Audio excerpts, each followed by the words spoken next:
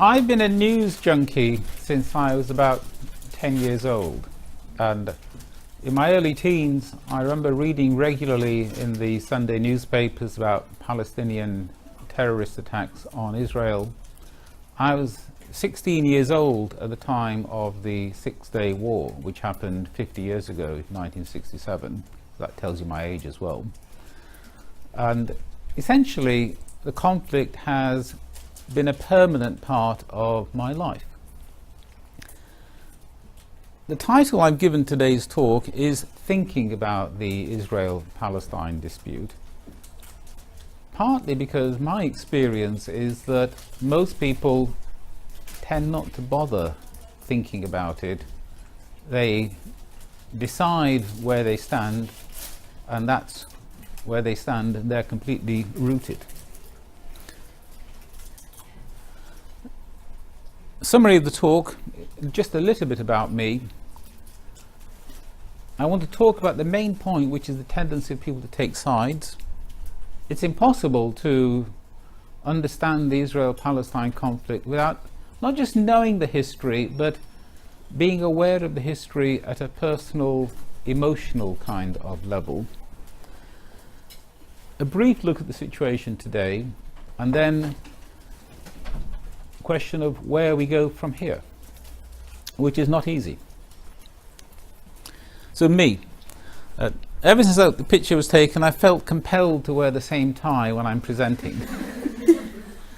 And I was born in Pakistan, but I've lived in the UK since I was less than 2 years old, so I have no awareness of living in any other country. And as I said, the Israel-Palestine conflict is something I've been aware of since at least about the age of 11 or 12. Professionally, I have no qualifications to talk about the Israel-Palestine conflict at all. I've got a degree in maths, and I spent my entire professional career as a tax advisor, latterly as a partner in PricewaterhouseCoopers. But I've always had a strong personal interest in the subject, and back in 2005, I was one of the people who helped to set up the Muslim Jewish Forum of Greater Manchester. And that organisation has nothing to do with the conflict. It's all about bringing people in Greater Manchester closer together. But of course, the more engaged you are with the Jewish community, the more you become aware of views about the conflict in Israel and Palestine. I'm also the the chair of the Conservative Muslim Forum, which is a grouping in the Conservative Party. And I was awarded an MBE for contributions to interfaith relations in Greater Manchester, primarily my work with the Jewish community. And the reason for the address of my website, I learned how to write HTML after I retired, is that there's a whole section on the Israel-Palestine dispute on my website. It's something I've written about quite a lot. The website also has links to my Twitter and Facebook profiles, which are relevant, as you'll see in a moment. So taking sides. I'm extremely aware of the tendency of people to take sides on this question. And as an illustration, back in June, I attended an iftar, that's a meal at the end of a day of fasting in Ramadan, hosted by the Israeli ambassador. And my attitude is that nobody's ever going to discover that I've been at the Israeli ambassador's house and then ask me hostile questions saying, "What on earth were you doing there, Amin?" So after I got back to my flat, I put out a tweet, which is copied there, and a Facebook status update which said basically the same thing. Any guesses as to what reactions were like? It was like lighting the blue touch paper, and I had an enormous torrent of abuse on both Facebook and Twitter. Not 100% abusive. There were about 90 likes on Facebook, including quite a number of Muslim people. But the thing which really struck me was the instant automatic reaction that Mark Regev is a guy who kills and eats babies for breakfast. And of course it's the people who are the most hostile who shout the loudest. And this slide is full of generalisations, because for everything I've written on there you'll find an exception of some kind. But in general, most Jews, for very understandable reasons, are pro-Israeli. Most Muslims tend to be pro-Palestinian. I grew up just assuming that, those are the people that I should identify with because they were people like me. I am Muslim, they're Muslims. The position of the political left is quite interesting because today's political left, the Labour Party in this country, socialist parties around the world, tend not to be very sympathetic to Israel. Historically, that was quite different. The old Labour Party in the 40s and 50s was actually much more pro-Israeli than was the British Conservative Party at that time. And the communist states supplied a lot of weapons to Israel during the War of Independence. The political right is now much more pro-Israeli than the political left, and conversely, people who've been colonized tend to sympathize with Palestinians on the grounds that they see invading Jews as a new re-establishment of white European colonialism. But these are all generalizations. A very brief history, and how you choose to summarize history is very much a reflection of yourself, because there's an enormous amount of history and you can't avoid the process of selection. And one of the things I was unaware of until I read Shlomo Sand's book, The Invention of the Jewish People, which I want to write a review of but I haven't done yet, but it's a book I would strongly recommend, is that Judaism at one time was a proselytizing religion. Jews used to go out to convert people, and all around the Roman Empire people were converting to Judaism. And there were Jews, as I said, throughout the empire, both original Jews who'd moved there from Palestine and people who'd converted to Judaism. Under Christian rule, and of course the Roman Empire became Christian round about 320 AD, the Council of Nicaea was 325 AD, so Constantine embraced Christianity. Jews were treated unequally by Christians from then until the European Enlightenment, a couple of hundred years ago. Similarly, when Islam emerged from Arabia and conquered North Africa, the Middle East, etc., Jews were treated unequally. One of the things that, as far as I'm concerned, Muslims should be proud of is that under Muslim rule, Jews were treated unequally, but they were treated far, far better than Jews were treated in Christian Europe. And then, skipping right into modern history, massive pogroms in Russia, starting round about 1880, which caused massive flights of Jews to the UK. That's where the majority of the British Jewish population came from. Massive movements of Jews to the USA. And we can trace the birth of modern Zionism to that sort of period of time. But interesting little sort of factoid, even by 1850, Jews were the largest single ethnic group in Jerusalem. Those Palestinians who argue that Jews are all a new influx into Israel are simply historically wrong. Jews have always been there. There are a couple of books I want to recommend reading. The first one, The Jewish State, I call the book, it's more a pamphlet, it's only about 75 pages long, by Theodor Herzl, the founder of modern Zionism. And the most sacred non-religious space in Israel is Mount Herzl, which is named after him, where Herzl is buried, and I've been to his grave. And that is where so many sort of important civic events in Israeli life take place. The pamphlet discusses whether the Jews should settle in Palestine or Argentina. But what's really striking when you read it is that there is no mention whatsoever about the fact that Argentina and Palestine already have people living there. It's just silent on the issue. There's a review on my website. Similarly, the other book I want to recommend is actually a piece of fiction, and I was referred to it by a Jewish friend when I complained to him about the Jewish state and how it ignored the inhabitants. And in this, the inhabitants of Palestine do get a mention, quite a strong mention. And Herzl paints a wonderful picture of a harmonious future with a new established Jewish state in Palestine and the way that the Jews would get on with the Arabs. And it's actually a very, very good read. And the beginning of that book also helps you to understand the pain of suffering anti-Semitism as well. Very readable books, both of them. So, a bit more history, a very, very quick summary again. The British conquered Palestine in 1917 as part of World War I. And in 1917, the British government was persuaded to issue the Balfour Declaration. We're celebrating the centenary this year. I think the official date is November the 1st. And this book I also want to recommend, The Balfour Declaration by Jonathan Schneer. Extremely readable book. What really struck me was how deceitful... Britain has a nickname on the continent, Perfidious Albion, because the continental Europeans regard the British state as historically deceitful over centuries. And the Balfour Declaration is a good example of that, because British negotiators were simultaneously promising Palestine to the Jews, to the Arabs, to the French, to the Turks. I can't remember, I think it might just have been those four. I can't remember if they promised it to anybody else or not, because they were negotiating with everybody. But it's a fascinating book.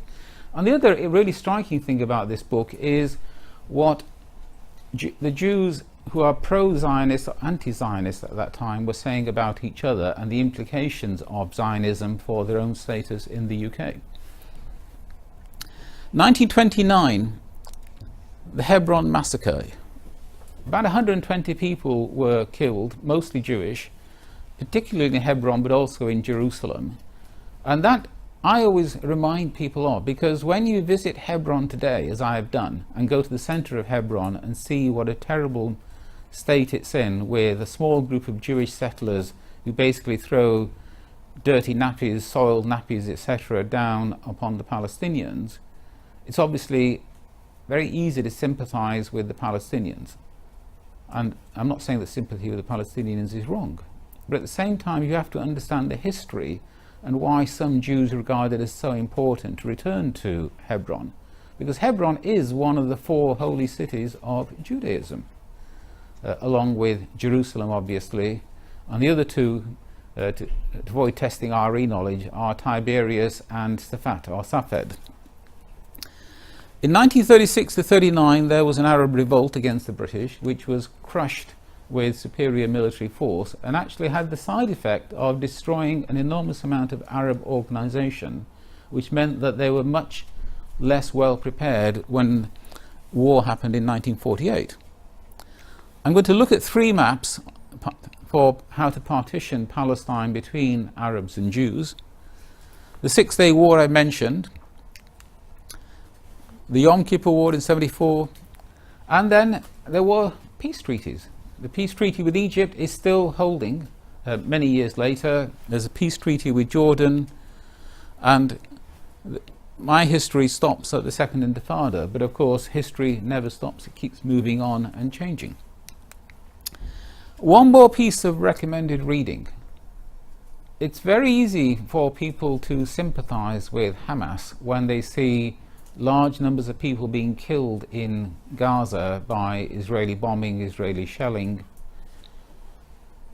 Go to Hamas's own charter and read it and see what they believe, because the problem is quite simple. Hamas are not interested in peace at all. They regard peace as a religious sin, and they believe that the only acceptable solution is for Israel to disappear completely. If Israel withdrew to the city limits of Tel Aviv, Hamas's official position in the charter is that that would still not be acceptable.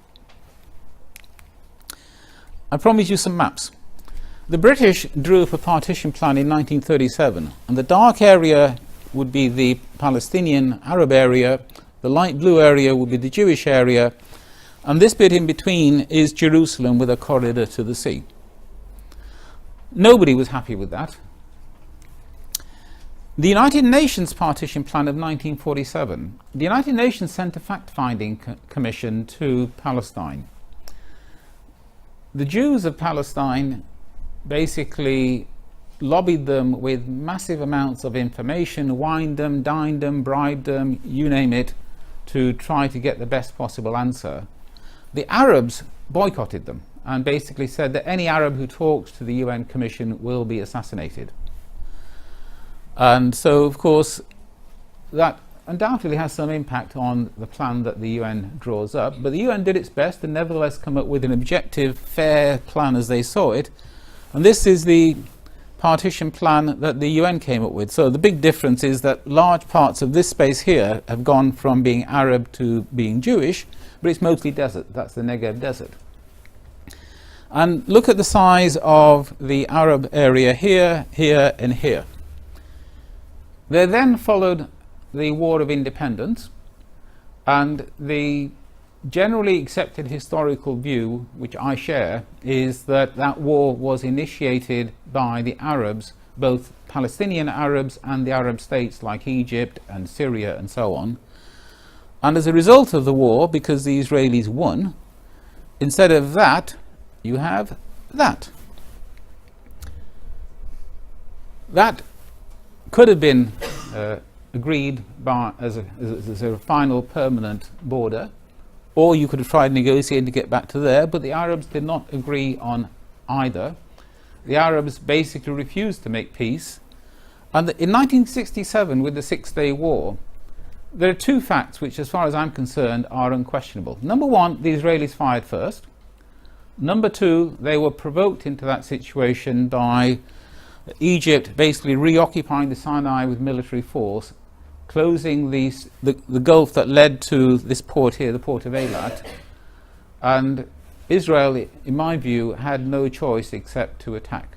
So it was a war where the Israelis fired first, but I believe it was a war of self-defense. And of course they conquered that. They also conquered the whole of Sinai, which was given back to Egypt in a peace treaty. That has remained occupied, and unfortunately the Israelis have been building settlements there, which I regard as a very self-defeating activity. So where do we stand today? Israel, 8.5 million people. People tend to use the word Israeli and the word Jewish in that part of the world as if they were synonymous. And I've trained myself never to do that. I only ever use the word Israeli when I'm trying to refer to all citizens of Israel. Otherwise, I talk about Israeli Jews or Israeli Arabs, because 20% of Israelis are Muslims, and about 5% are other racial groups, and only about 75% are Jewish.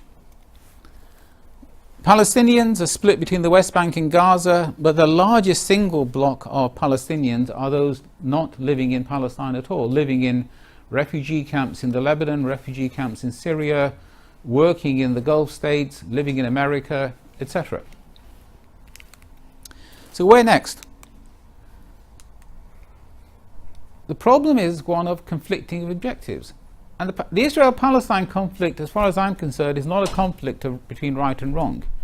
It's a conflict where both sides have a lot of right on their side and both sides have done an enormous number of wrongs.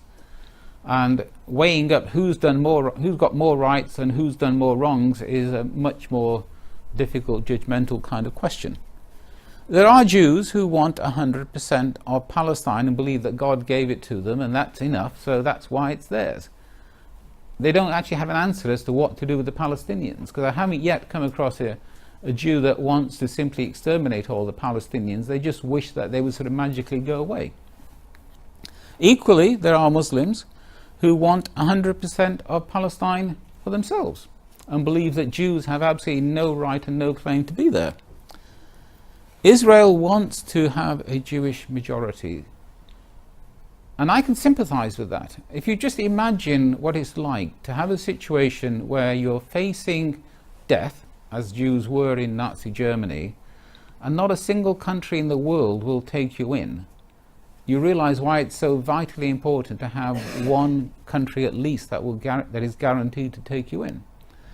And Israel's law of return guarantees that right of return to somebody, provided you have one Jewish grandparent.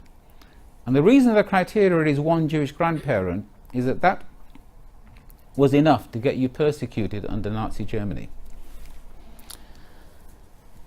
Palestinians understandably want to go home. If you were born somewhere or if your parents grew up somewhere, you want to go back, especially if you feel you've been robbed of that place. There are 500,000 Israeli settlers in the West Bank who want to stay there, and they are a serious and growing part of the problem. They also have votes in Israeli elections, of course. They're Israeli citizens. The holy places are incredibly important when people have strong religious beliefs. Jerusalem is a holy place that gets talked about the most, but it's not the only holy place. I mentioned Hebron. Hebron is holy because, in particular, it's got a place that I would call the Ibrahimi Mosque, and a Jew would call the Tomb of the Patriarchs, where Abraham, Isaac, and Jacob are buried along with Sarah, Rebecca, and Leah.